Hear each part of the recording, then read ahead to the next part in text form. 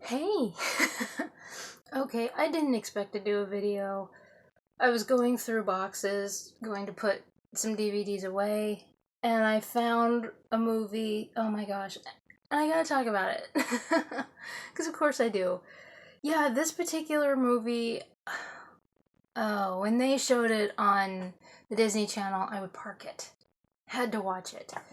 It's one of my favorites. So, Flight of the Navigator.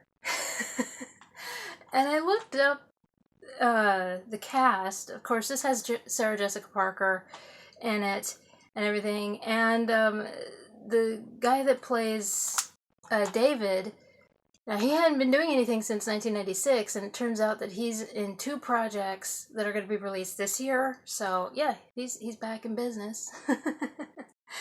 And I never knew who did the voice for the robot. He's named Maximilian, and I think it's just Max. And but it's Paul Rubin, who is of course Pee Wee Herman. So, um, but oh, and Disney said that they were going. I'm actually gonna put this over here. And the composer for the soundtrack, Alan, I never say his last name right, but I'll put it in the description box below. He's still very. I mean, he did all of the Avengers. He did the soundtrack for all the Avengers. He did like Night at the Museum, and all that. So yeah, he's still very active. But anyway, but this was a time travel, and they used the computer age. This was released in 86 or 87, and so this was a time travel movie, but they used the concept of the computer age, which was big at this point. I mean, and because, yeah, they were calling it the computer age by this point. So when Disney said that they were going to remake the movie, I was like, why? The whole point of the movie was no, just because you can doesn't mean you should. But that's the problem with Disney, is they think that because it's popular, or because, yeah, they just think that they have to remake it. It's because it has that group of fans, so yeah, that's what they do. Fortunately, they're not going to, because last I checked on the project, it's been abandoned. So, but anyway, if you're not familiar with this movie, uh, David and his family, it's set in the 70s, I believe the late 70s, and they're going to go to this 4th of July celebration. And there's, of course, an argument, and David wanders off, and he ends up falling and hitting his head. Well, then he wakes up, and you get the idea that nothing's happened. He's just wake up, he's going to go, and it's set to present day. It's gone from like 78 to, so almost 10 years has passed. And you're thinking, what happened? Because he goes to his home, and there's new people there. It's like he broke into his home, but it's not his home anymore. So he's freaking out, and the people are trying to calm him down and everything. They call the police. He was known as a missing person. It's like, what happened? What happened? So the next thing you know, because he's still a little kid. So he didn't change at all. In that amount of time, he did not change. And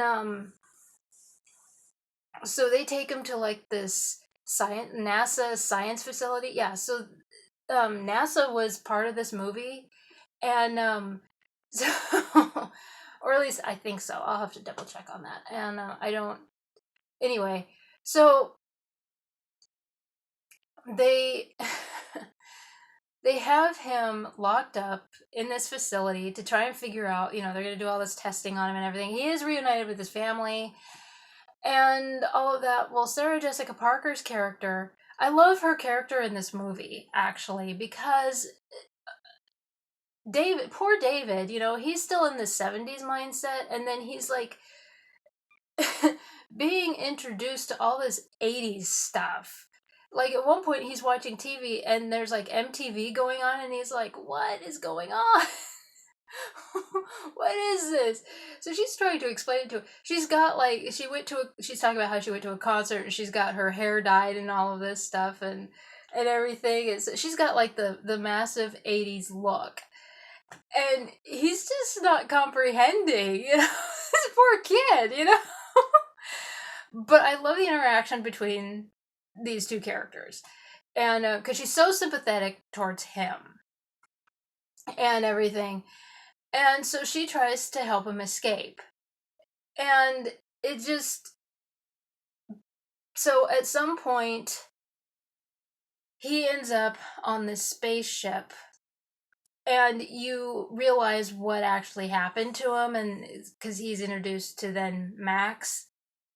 And so, yeah, and I also like the interaction between.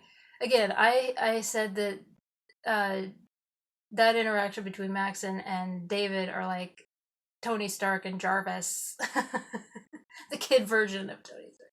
I love this movie. I still do. I adore this movie so much, and I loved it as a kid, and I love it now. And so it. I don't understand why Disney would want to remake it because of the fact that the point of the movie was that they were using the computer age, and it's like you can't translate this movie in the digital age. It just won't work. It will not work. If you think that it will, learn something from Gem and the Holograms. Okay, you tried to make her into a YouTube sensation. No, she was glam rock. Okay, you can't do that. No, just leave some things alone. Right? Oh my gosh. I loved this movie so much as a kid. Whenever it was on the Disney Channel, like I said, I parked it, and I'm sure my mom was thankful because I was a very hyperactive child. And so every time it was on TV, I would just and,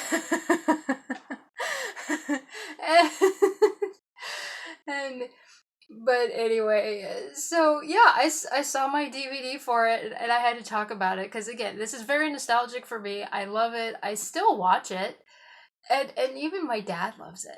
My dad is very space age. He loves all the space age. In fact, he was watching the Mars rover thing earlier today, and so yeah, he loves watching this movie with me, and that's one thing that we bond over. And we don't bond over things that much, and he has admitted, I don't really know how to connect with a girl. And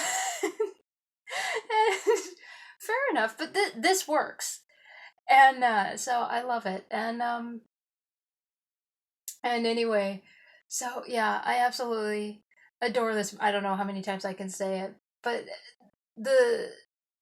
when Disney said that they were going to remake it, I was like, how? This was during the computer age, and I love the time travel aspect of it and everything, and the story is. You would think that, well, that's not going to work.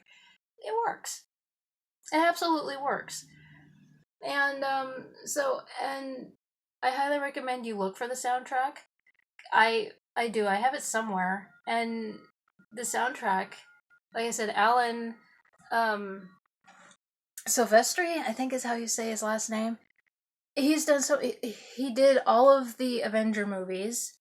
I don't think he did Iron Man though. I think he did Captain America and then of course the Avengers and everything. But he also did the Night at the Museum movies and everything. So he's still very, very active.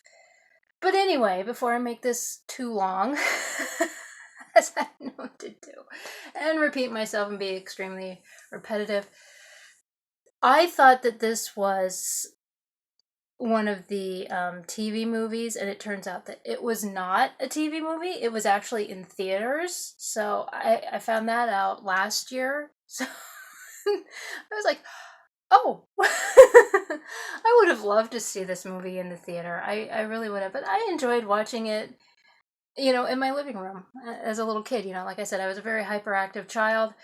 And so every time I saw it on TV, that was fun for me. But anyway, so and yes, Sarah Jessica Parker is in this, and everything. So and So I really hope that you guys give this movie a chance, and it is Flight of the Navigator.